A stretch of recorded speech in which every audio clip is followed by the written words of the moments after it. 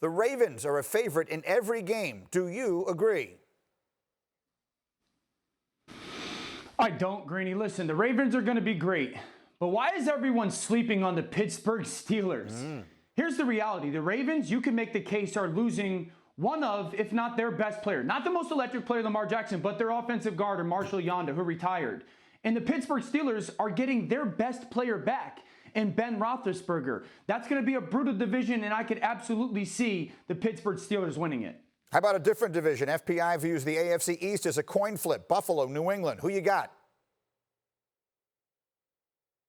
This is not a coin flip. This is Buffalo. This is Buffalo's division by a long shot. They've gotten better as a football team this offseason. They were a playoff football team last year, and they were 3-3 in that division. Both losses to the Patriots and a loss in the last game of the year against the Jets where they sat everyone.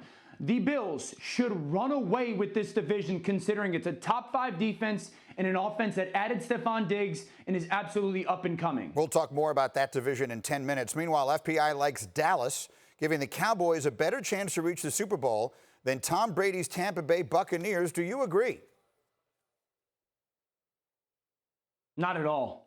The Buccaneers are a much better football team. Where are the Cowboys better as a football team? You can make the case running back. That's not an argument. An offensive line.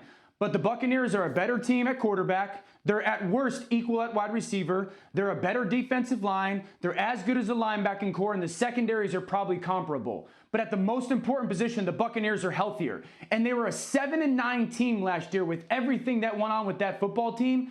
They're a much more complete, reliable, and deep football team than the Dallas Cowboys are. I agree. They're in a much tougher division, but I sincerely agree they're a better team.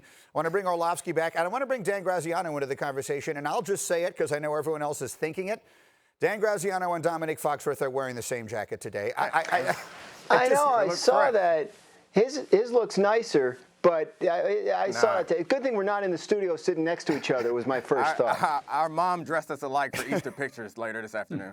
It just felt like it needed to be said. Y'all look cute. You guys look like multiple kids. Now that it's been said, Nick, agree, who's a better football team? Your beloved Dak Prescott's Dallas Cowboys or Tom Brady's Buccaneers?